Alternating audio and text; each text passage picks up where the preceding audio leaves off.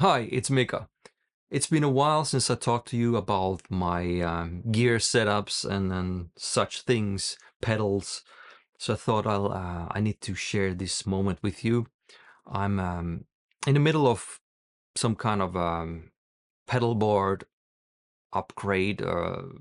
This summer, I visited my old brother, and while I was there, I remember this Jackson preamp that he used to have in the. He bought it probably mid 90s or later 90s.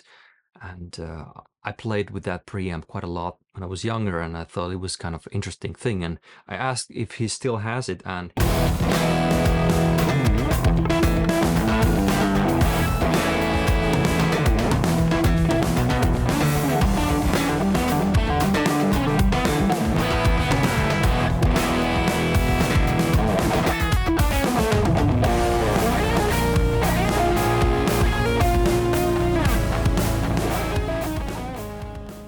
so since July, I've been very excited.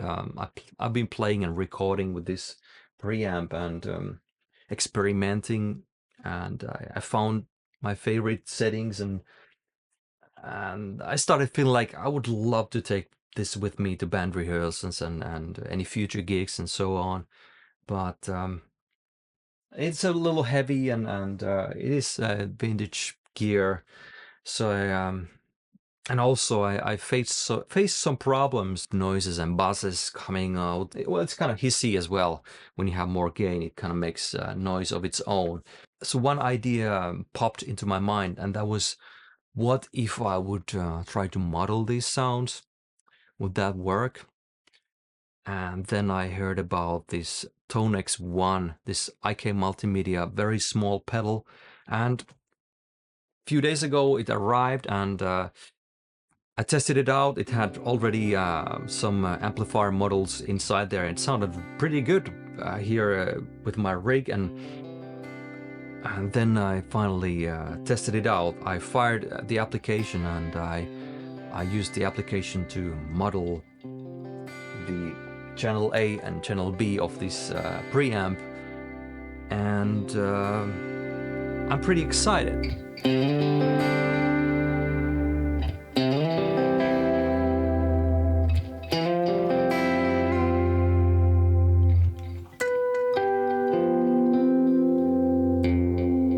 Let's begin capturing Jackson JX3 channel 1. Go for modeler in the ToneX application, and here we have a guided tour how you do this. Next, instrument selection, guitar, tone model type, amp. Now here things get a little bit more complex. We need to connect everything. Let's begin. Well, I have chosen Audient, my main interface here, and the easiest thing, I will be using analog 1 and 2 channels for monitoring, so we actually hear something. Then let's use audio. Oh, sorry, this should be 2. Let's choose analog 3 for exporting the signal to the amplification. But as you can see in the diagram, you need a reamp box. I happen to have one of these. I actually bought this like 2011 or something when I was working on In Motion album, but I never really used it for anything, so I'm finally finding some kind of use for it. One thing with the DI box, the idea of the box is that it converts the signal from the audio interface into instrument signal. So this has an XLR input and normal guitar cable output. But the problem is now we need to somehow get this instrument cable signal to become balanced XLR. And for that, we actually need to use first a DI box, which I happen to have here. So I need a cable, standard guitar cable for getting the signal first from the audio interface to the DI box. This is simple, don't worry, it is all very simple. Next we need to go from the DI box to the reamp box. So out of DI into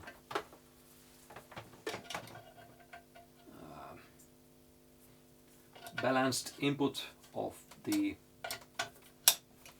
Palmer da Capo box. Then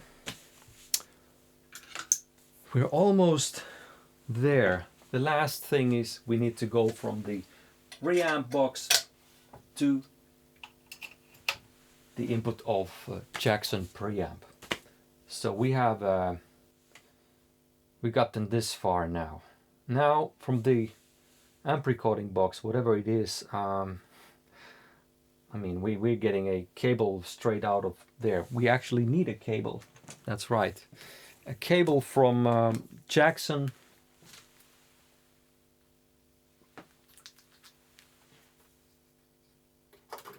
The output of Jackson goes to the...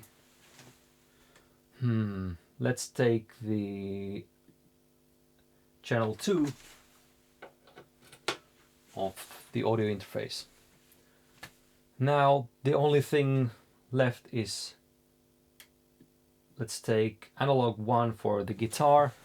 So connecting the guitar to the DI, that's very important. So it's a instrument input for the guitar on the audio interface, so not a line or mic level input. It has to be direct injection instrument input. And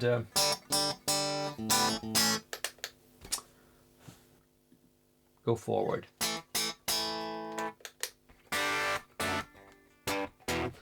Adjust the input level of your instrument. Maybe I'm a little bit too high.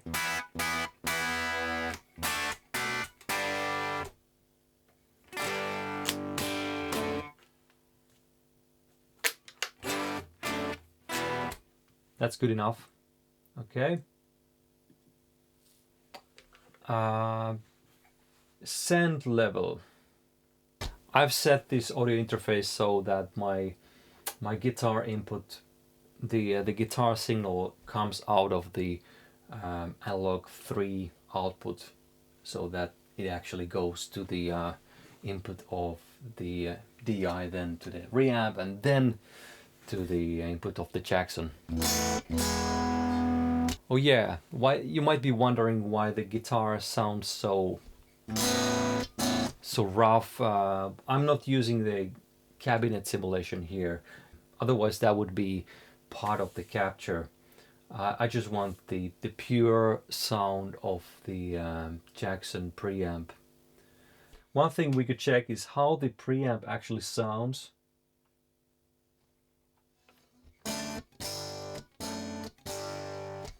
If I go straight, skipping all these interfaces and go here.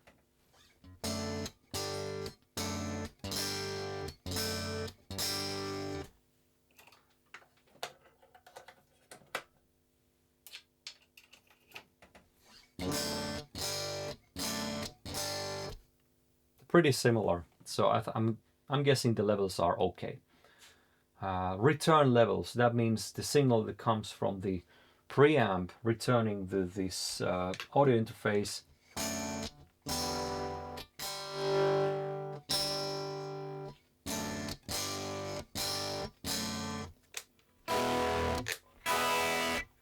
Seems pretty okay.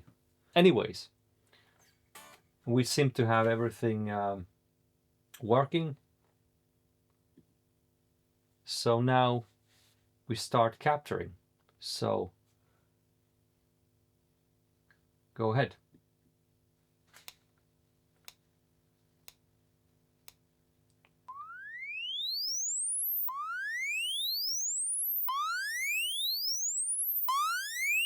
During this capture, all kind of guitar riffs are being played by the machine.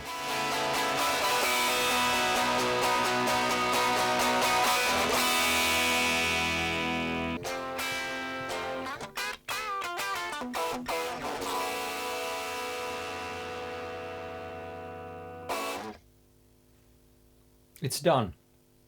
The capturing process is completed. Then the next step is the model training. So there's fast, good results with clean and overdriven tones. For older computers, optimal results with clean and overdrive tones, medium length training time. Best for high gain and fuzz style tones, maximum accuracy and longer training time. I once tried the advanced and it took something like an hour on my M2 Mac Mini Pro, and I'm now here with M1, this very default MacBook Air. So I'll go with the default setting. With M2, that computer, it took 20 minutes, so let's see how long this takes.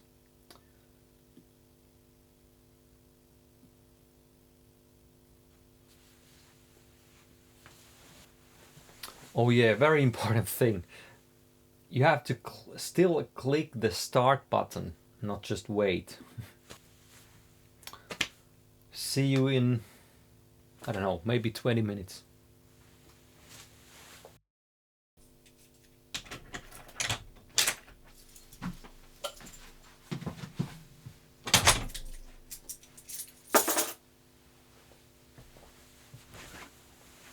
The processing has been finished and I got myself a fresh cup of coffee, and let's check what we have. We got from training to review, and by the way, it took about, I don't know, 15 minutes or something, so it was pretty fast.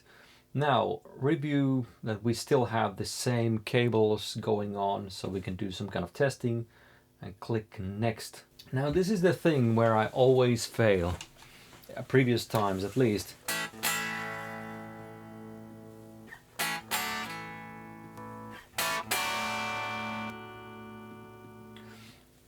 I can't get to do this model review at all. It has done the capturing and everything, but I can't test it at all. So I'm just trusting that the gain is good and finish it.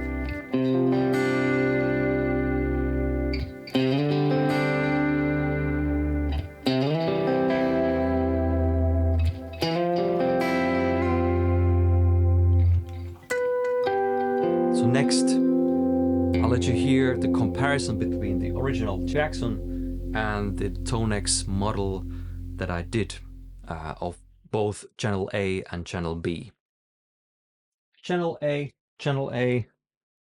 the original Jackson, a little bit of, well, my whole rig is hooked here. It's got the blue soul pedal booster and a little bit of compression.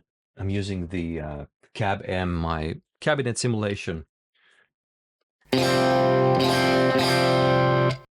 That's the Jackson, and this is the model.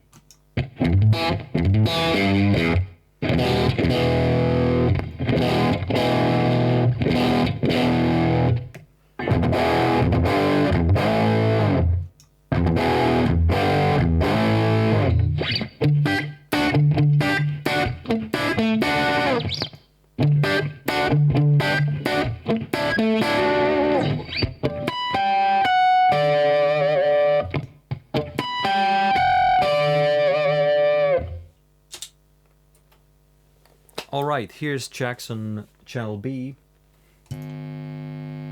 As you might hear, there's a little bit of ground noise. We have to deal with it. I just can't figure out how to get rid of that. So here's Jackson with some humbucker sound.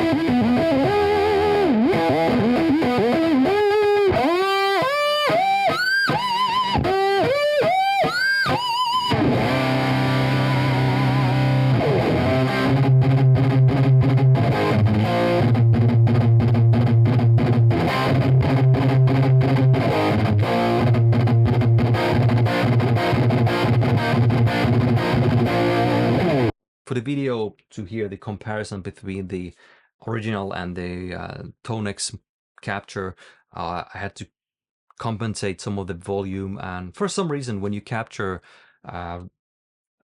amplifiers, it seems to be a very typical thing that you lose some of the gain. So with the ToneX you can compensate, you can add a little bit more gain or less gain with the knob, and you can do some EQ as well. You have bass, middle, and treble. So I did some tweaking with the pedal, so the two would sound as close to each other as I quickly could do. But the way they feel when I play, I don't really feel any difference. And having that AB pedal that I controlled with this switch, I was many times confused. I had no idea which would be the original and which would be the model, and that was interesting for me to test it like that. It was kind of like blindfolded. But anyways, some of the benefits of having a model with you is this piece of gear. Like you heard the ground loop noise, the bass. I've been experiencing some of those here when you have all sort of electric gear here going on and cables going in and out. You might end up having some kind of problems, such as that it doesn't model the hiss that the actual preamp amplifier might make. So it's a little bit cleaner sound, and that's wonderful. Well, the pedal is very light. Did I say that already? So it's way much smaller. You can, literally take it with you. So, as you might have guessed, this is what happened. ToneX is now part of my pedal board. So I have the preamp here, and that simplifies my rig a little bit.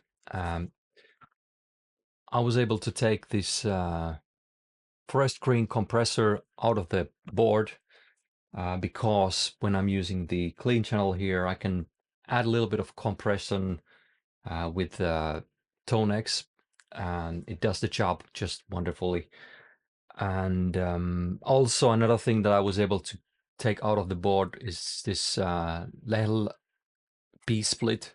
This is sort of line isolation box.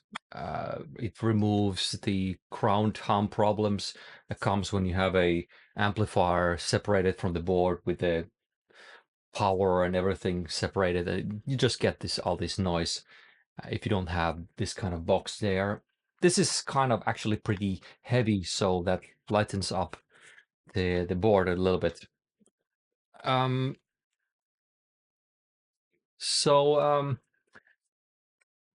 My idea is now that this is the board that I'm taking with me, and I have the second board with the cabinet simulation and the stereo effects for the wet and dry signal output. My idea is that I'm going to assemble a start using more the amplifiers and preamps that I have when I'm recording or playing here at home, and utilizing more of the pedals that I have here lying around and on the wall. So I wouldn't always rely on the stuff that I can easily get out of my board. This board is for taking my sounds with me when I go to band rehearsals or doing the gigs. But here when I'm recording, I want various sounds so it keeps the music interesting and myself inspired. So that's the plan. Have a pedal board for traveling and easy access, and all the vintage gear for having fun here. Thank you for watching. I look forward hearing your thoughts about this whole thing. And yeah, next week a new single comes out, our Halloween single. So make sure that you mark your calendar to Friday next week. Thank you for watching Wax On, Wax Off.